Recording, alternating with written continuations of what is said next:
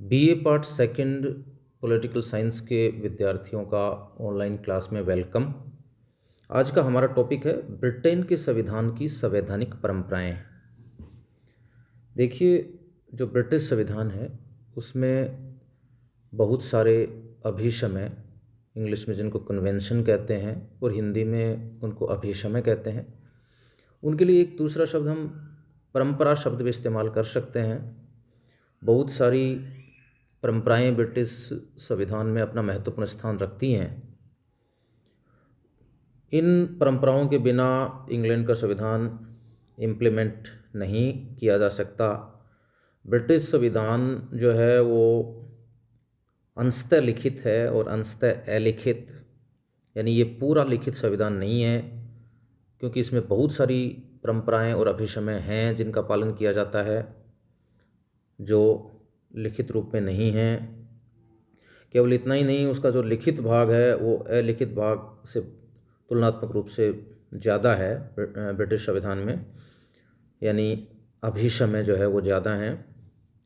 संविधान का लिखित भाग अपूर्ण है, उसमें कई बातें छूटी हुई हैं। इन रिक्तियों की पूर्ति परंपराओं और अभिसमयों द्वारा ही की जाती है। हम यूँ कह सकते हैं कि ब्रिटिश जो शासन विधान है वो एक अस्थि पंजर जैसा है और जो परंपराएं हैं वो मांस के समान हैं। ये अभिसमय या परंपराएं ही संविधान को बदलती हुई सामाजिक और राजनीतिक परिस्थितियों के अनुकूल डालती हैं। अतः जो ब्रिटिश संविधान है उसके क्रियान्वयन में इनका महत्वपूर्ण योगदान है। इन्होंने संविधान का जो इम्प्लीमेंटेशन है, क्रियान्वयन है, व्यवहार रूप जो है उसको सरल बनाया है। जहाँ संविधान के क्रियान्वयन में कोई कठिनाई उत्पन्न हुई है, वहीं किसी परंपरा या अभिसमय ने तुरंत आगे बढ़ करके वह उलझन दूर कर दी है। और परंपराओं के महत्व के कारण यह भी है कि इनके कारण ही ब्रिटेन का जो संविधान है वो लचीला हो गया है। तो कुल मिलाकर के हम ये कह सकते हैं कि परंपराएं या अभिसमय संविधान की मूल शक्ति हैं। ये ब्रिटिश संविधान की व्यवहार संहिता है। अब हम बात करते हैं कि ब्रिटिश संविधान की परंपराओं, अर्थ एवं परिभाषा की बात करते हैं। देखिए, परंपराओं के बारे में हम जानते हैं कि वो कार्य रीतियाँ, विचार, व्यवहार, प्रतिरूप, प्रतिमान जो वर्षों से विद्यमान हैं और जिनका हम पालन करते हैं, और उनका सफल होना जो है उनको सामाजिक मान्यता दिला देता है। इसी तरीके से ब्रिटिश संविधान में भी बहुत सारी विधियां हैं जो अभिसमयों के रूप में हैं। ब्रिटिश संविधान में परंपराओं का बहुत अधिक योगदान रहा है और इन्होंने संविधान की कार्यविधि को बहुत अधिक प्रभावित भी किया है। ये परंपराएं हालांकि विधि नहीं हैं, यानी इन्हें न्यायालयों द्वारा मान्यता नहीं दी जाती है, अर्थात इनका उल्लंघन होने पर न्यायालय दंडित भी नहीं कर सकता, परंतु ये परंपराएं इंग्लैंड के राजनीतिक जीवन में गहरा स्थान रखती हैं और दृढ़ता से उनका पालन भी होता है। जितना संसदीय कानूनों का होता है उनका उसी रूप में इनका भी पालन होता है। डाइसी ने इनको परिभाषित करने की कोशिश की है कि ये ढंग निर्धारित करने वाले नियम हैं जिस ढंग से सम्राट के स्वेच्छाचारी अधिकारों का प्रयोग किया जाना चाहिए। ओग ने भी इनको डिफाइन करने की कोशिश की है। उनके अनुसार परंपराएं उन समझौतों, आदतों या प्रथाओं से मिलकर बनती हैं जो राजनीतिक नैतिकता के नियम मात्र होने पर भी बड़ी से बड़ी सार्वजनिक सत्ताओं के दिन प्रतिदिन के संबंधों और गतिविधियों के अधिकांश भाग का नियमन करती हैं। अब हम चलते हैं कि कानून और परंपराओं में क्या अंतर होता है। पहले हम इस टॉपिक पर डिस्कस कर लेते हैं। देखिए, जो कानून होते हैं वो संसद के द्वारा बनाए जाते हैं, जबकि परंपराएं आवश्यकता अनुसार संयोगवश उत्पन्न हो जाती हैं और बाद में उनके सफल अनुभव के कारण उनको सामाजिक मान्यता मिल जाती है। दूसरा जो अंतर है वो है कानून लिखित होते हैं, परंपराएं अलिखित होती हैं। तीसरा जो अंतर है, कानून न्यायालयों द्वारा लागू किए जा सकते हैं लेकिन परंपराएं न्यायालय द्वारा लागू नहीं की जाती हैं। नेक्स्ट जो अंतर है वो कानून निश्चित और स्पष्ट होते हैं जबकि परंपराएं कई बार अनिश्चित होती हैं। हम परंपराओं के प्रकार पर चलेंगे। हम ब्रिटिश जो संविधान है उसमें 4 प्रकार की परंपराएं हैं। सम्राट से संबंधित कुछ परंपराएं हैं, दूसरी जो है वो संसद से संबंधित कुछ परंपराएं हैं, और तीसरी मंत्रिमंडल से संबंधित कुछ परंपराएं हैं, और चौथी राष्ट्रमंडल से संबंधित परंपराएं हैं। तो 4 प्रकार की परंपराएं या अभी समय वहाँ विद्यमान है। एक एक करके हम देखते हैं। सम्राट से संबंधित परंपराओं में जो पहली परंपरा है कि जो ब्रिटिश सम्राट है वो वहाँ का जो निम्न सदन है ब्रिटिश संसद का, लोक सदन में बहुमत दल के नेता को मंत्रिमंडल बनाने के लिए आमंत्रित करेगा और उसी को प्रधानमंत्री नियुक्त करेगा। दूसरी है कि सम्राट मंत्रिमंडल की बैठकों की अध्यक्षता नहीं करेगा। तीसरी है, सम्राट को यद्यपि सैद्धांतिक दृष्टि से विधेयकों पर वीटो प्राप्त है परंतु पिछले 304 वर्षों से किसी सम्राट ने जो है विधेयक पर वीटो का प्रयोग नहीं किया है। अतः अब ये परंपरा ही हो गई है कि सम्राट अपने वीटो का प्रयोग नहीं करेंगे, और वो नहीं भी करता है वीटो का प्रयोग सम्राट, यानी वहाँ का राजा, वहाँ की रानी। सम्राट नेक्स्ट है, सम्राट द्वारा जो है प्रशासन कार्य अपने मंत्रियों के परामर्श से ही करेंगे। तो मंत्रिमंडल ही एक्चुअल शासन करता है वहाँ। सम्राट तो औपचारिक प्रधान होता है, नॉमिनल हेड होता है, नाममात्र का हेड होता है। नेक्स्ट जो है, सम्राट को यद्यपि लोक सदन को भंग करने का अधिकार सैद्धांतिक रूप से प्राप्त है परंतु अब यह परंपरा स्थापित हो गई है कि सम्राट इस शक्ति का प्रयोग केवल प्रधानमंत्री की सलाह से ही करता है। नेक्स्ट जो है, प्रधानमंत्री के विरुद्ध जो नो कॉन्फिडेंस मोशन है, अविश्वास प्रस्ताव, अगर वो पारित हो जाता है पर सम्राट विरोधी दल के नेता को मंत्रिमंडल बनाने के लिए आमंत्रित करता है, ये भी परंपरा है। दूसरा, अब हम सम्राट संसद से संबंधित परंपराएं देख लेते हैं।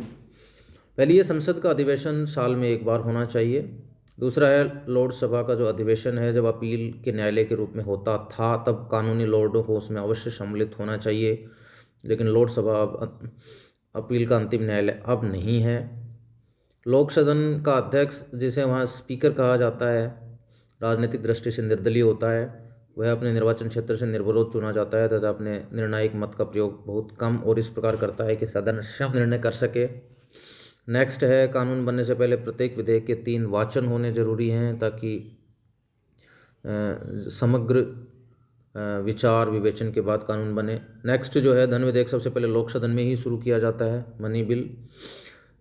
तीसरा, मंत्रिमंडल से संबंधित कुछ परंपराएं भी वहाँ हैं, जैसे बहुमत दल का नेता प्रधानमंत्री बनता है। नेक्स्ट जो है वो है, प्रधानमंत्री लोकसभा का सदस्य होना चाहिए, लोकसभा का नहीं, ये वहाँ है। नेक्स्ट जो है, मंत्रिमंडल की कार्रवाई और निर्णय जो है वो गुप्त रखे जाते हैं। चौथा जो है, मंत्रिमंडल सामूहिक उत्तरदायित्व के सिद्धांत पर कार्य करते हैं। एक मंत्री के विरुद्ध अविश्वास संपूर्ण मंत्रिमंडल के विरुद्ध अविश्वास माना जाता है, यानी वहाँ सारे मंत्री एक साथ तैरते हैं और एक साथ डूबते हैं। किसी भी मंत्री के विरुद्ध लोक सदन में अविश्वास का प्रस्ताव पारित होने पर संपूर्ण मंत्रिमंडल को जो है रिजाइन करना पड़ेगा। तो ये कुछ परंपराएं मंत्रिमंडल से संबंधित वहाँ हैं। अब हम चलते हैं कि राष्ट्रमंडल से संबंधित परंपराएं कौन सी हैं वहाँ। तो राष्ट्रमंडल के सम्मेलन का औपचारिक उद्घाटन राजा या रानी करेंगे, ये वहाँ है। राष्ट्रमंडल हम जानते हैं कि जो कभी ब्रिटेन के उपनिवेश हुआ करते थे, उन राष्ट्रों का जो संगठन है, औपचारिक संगठन, वो राष्ट्रमंडल कहलाता है, जिसको कॉमनवेल्थ भी कहते हैं। दूसरा जो है, वो किसी भी उपनिवेश के संबंध में संसद तभी कानून बनाएगी जब उपनिवेश की ओर से कोई लिखित प्रार्थना प्राप्त हो, लेकिन ऐसी स्थिति अब बहुत कम आती है। नेक्स्ट जो है, राष्ट्रमंडल संबंधी विषयों पर राजा अपनी राष्ट्रमंडलीय मंत्री के परामर्श के अनुसार ही कार्य करेगा। तो ये कुछ इससे संबंधित परंपराएं हैं। अब बहुत बड़ा सवाल उठता है कि परंपराओं का पालन क्यों किया जाता है। तो जैसा कि मैंने आपको पहले भी बताया कि परंपराओं के सफल अनुभव के कारण उनको मान्यता मिलती है, लेकिन बहुत सारे कारण हैं, एक एक करके हम इनके कारण देख लेते हैं। पहला कारण है कि परंपराएं उपयोगी होती हैं। परंपराओं को बड़ी भारी उपयोगिता होती है। उनके द्वारा इंग्लैंड में लोकतंत्र जो है वो सेफ रहता है और सरकार अच्छी प्रकार से चलती है। उसके द्वारा संविधान गतिशील बन जाता है। गतिशील का मतलब समय के हिसाब से बहुत सारी चीज़ें बदलती हैं, कुछ चीज़ें पुरानी पड़ती हैं तो नई चीज़ें उसमें जोड़नी पड़ती हैं, और बदलती हुई परिस्थितियों के अनुसार ही वह अपने आप को ढाल लेता है। नेक्स्ट जो है वो है कि भाई परंपराएं जन समर्थन पर आधारित होती हैं, जनता का समर्थन होता है उनको, जनता की मान्यता उनको होती है, सामाजिक मान्यता उनको होती है। इंग्लैंड की जनता इन परंपराओं का हृदय से पालन करवाना चाहती है, और यदि इनका उल्लंघन हुआ तो उन्हें कानूनी रूप देने से भी नहीं चूकेगी। इसका प्रमाण जो है लोकसभा ने 1909 में लॉर्ड जॉर्ज का बजट अस्वीकार कर दिया था। इंग्लैंड में यह परंपरा स्थापित हो चुकी थी कि लोकसभा कॉमन सभा द्वारा पारित किए हुए बजट को अस्वीकार नहीं करेगी, परंतु जब लोकसभा ने ऐसा कर दिया तो कॉमन सभा को भंग कर दिया गया और ये मामला मतदाताओं को सौंपा गया। इंग्लैंड के मतदाताओं ने कॉमन सभा की कार्रवाई का समर्थन किया और उस उदार दल को पुनः सत्तारूढ़ कर दिया। फलतः 1911 का संसदीय अधिनियम पारित किया गया, जिसके द्वारा लोकसभा की शक्तियों को घटा दिया गया। नेक्स्ट जो इसका महत्व है वो है कि परंपराओं ने संविधान की कार्यप्रणाली को सरल बनाया है। ब्रिटिश संविधान में परंपराओं का महत्व इसलिए भी है कि इन्होंने संविधान के विकास को स्वाभाविकता प्रदान की है। निरंकुशतावाद से लोकतंत्रीकरण के मार्ग में परंपराओं ने सहारा का कार्य किया है। जहाँ जहाँ ब्रिटेन के संविधान के क्रियान्वयन में कठिनाई उत्पन्न हुई, वहीं किसी परंपरा ने उस उलझन को दूर भी किया है। नेक्स्ट जो इसका महत्व है वह है परंपराओं द्वारा कार्यपालिका का लोकतंत्रीकरण। परंपराओं के द्वारा इंग्लैंड में निरंकुश कार्यपालिका का लोकतंत्रीकरण हुआ है। परंपराओं ने यह संभव बना दिया है कि जिस मंत्रिमंडल के पीछे लोक सदन का बहुमत न रहे उसे त्यागपत्र देना पड़ता है। इसके परिणामस्वरूप दोनों ही सत्तारूढ़ दल और विरोधी दल उत्तरदायित्व से काम करते हैं, जिम्मेदारी से काम करते हैं, क्योंकि सत्तारूढ़ दल की हार के बाद विरोधी दल को भी सरकार बनानी होती है। अंतिम इसके महत्व की बात करें तो परंपराएं सम्मान संहिताएं हैं, कोड ऑफ ऑनर हैं। वे खेल के नियमों के समान हैं। जिस तरीके से खेल के नियम खेल को मतलब सही तरीके से संपादित करवाते हैं, यदि उनका उल्लंघन हो तो निसंदेह कोई गैर कानूनी कार्य होगा, परंतु असंवैधानिक अवश्य होगा और उसके विरुद्ध जनता की तीव्र प्रतिक्रिया भी होगी। यही कारण है कि एडवर्ड अष्टम को भी जनमत के सामने झुकना पड़ा जब जनमत ने उसे एक कैथोलिक स्त्री से विवाह करने की आज्ञा नहीं दी, क्योंकि यह परंपरा है कि राजघराने के लोगों के लिए प्रोटेस्टेंट ईसाई होना चाहिए। कुल मिलाकर के मैं अंत में ये कहना चाहूँगा कि ब्रिटिश संविधान में परंपरा या अभिसमयों का बहुत अधिक महत्व है। परंपराओं के कारण ही इंग्लैंड का संविधान फ्लेक्सिबल हो गया है और उसने अपने आप को गतिशील बनाए रखा है और बदलती हुई परिस्थितियों के अनुकूल अपने आप को अनुकूलित कर पाया है। धन्यवाद।